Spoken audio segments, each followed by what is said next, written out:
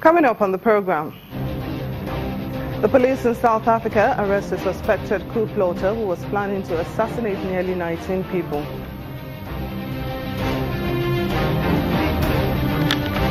The UNICEF measles vaccination campaign targets children in famine-threatened Somalia.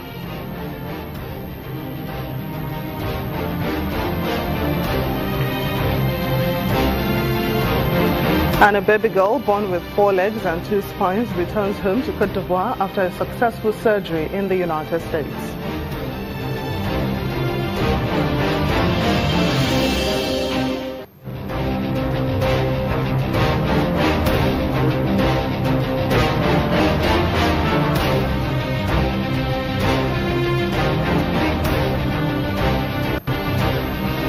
Hello and welcome to the program. I'm Temitope Fagbimi.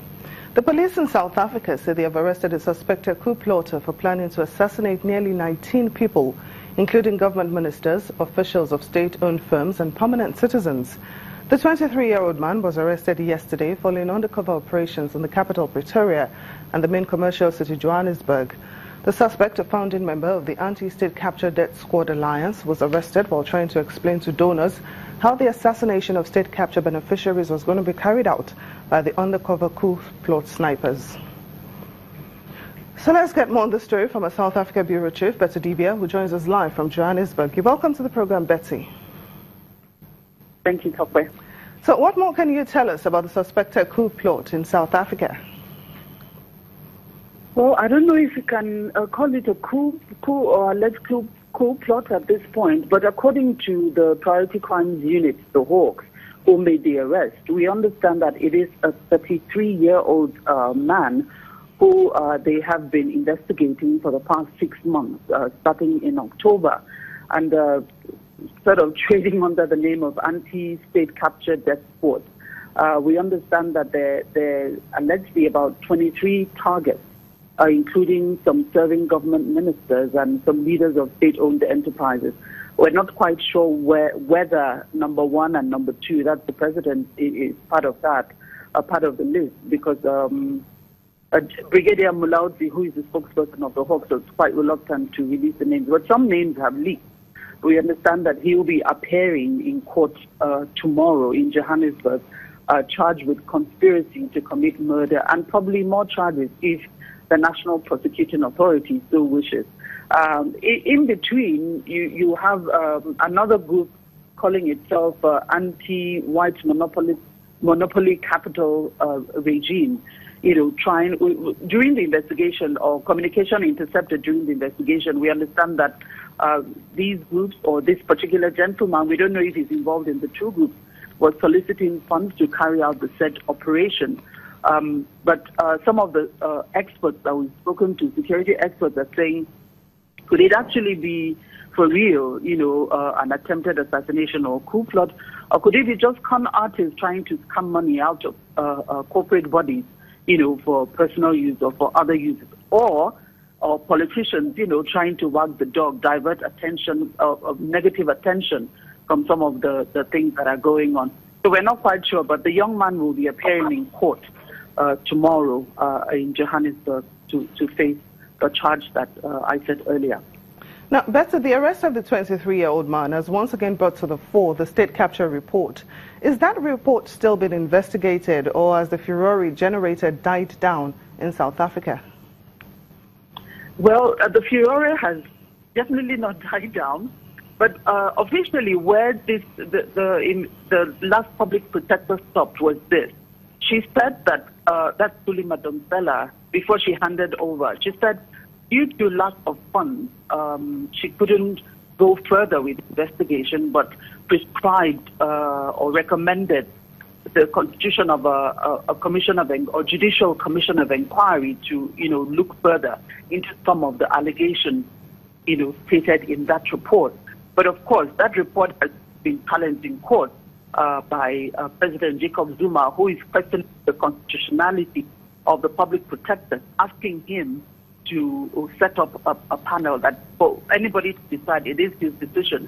But in this case, she recommended that he sets it up, and then the Chief Justice Mokweng picks out a judge who will lead that judicial constitution Judicial Commission of Inquiry. But as I'm speaking with you today, no Commission of Inquiry has been set up. But I don't think it hasn't died down, because every single day it's part of the discourse. Well, it does seem like we've... Well, Betty, if you can still hear me, while addressing a Chris Hani Memorial Lecture in the Eastern Cape, the Deputy President, Cyril Ramaphosa, said that, quote, the allegations that there are private individuals who exercise undue influence over state appointments and procurement decisions should be a matter of grave concern to the movement. These practices threaten the integrity of the state, undermine our economic progress, and diminish our ability to change the lives of the poor. End of quote. Now, has the ANC or the presidency reacted to this statement from the Deputy President? Well, at this point, the ANC, there's so much division within the ANC. It's so glaring, and a lot of things are being said.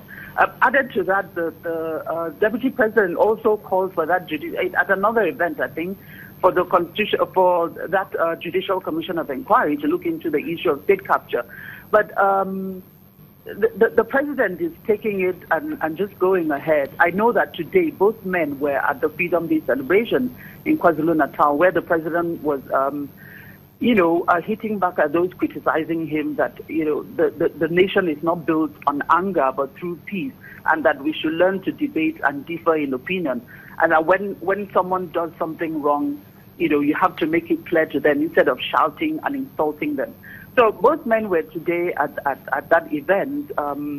Also, I know that politics is in the air unofficially. So people, especially the Deputy President who is eyeing the presidency, come 2019, or the leadership of the ANC by December this year, people are expecting those who are doing that to take a stand, especially on the side of the people. So these are some of the things that I expected, and that's what's going on. But the president is taking it, and he's going on.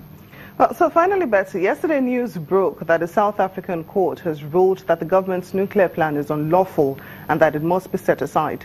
How is the government reacting to this ruling? The usual government line is that they are studying the judgment and to know what next to do. But of course, the judgment was quite clear, where the deals on the table, the government side, especially the Department of Energy, says that there was no contract, on the table. It's just intergovernmental deals, nuclear deals that they have with the U.S., South Korea, Russia, France, and China, and that these ones have the court has now declared these agreements null and void or unconstitutional. And the quarrel is that the public and the parliament were not consulted before all these agreements, were done. So that's the basic reaction. But the people who took them to court in 2015 are quite thrilled that this has happened, especially worrying that the taxpayers' money cannot cover the bill, which they put at about 1.2 trillion rand. That's about 33.6 trillion naira. So a lot of people are happy, especially environmental bodies, but the government is taking it quietly, and they're saying they're studying the judgment to know what next to do. South Africa Bureau Chief, Betty Dibia, thank you so much for joining us on Network Africa.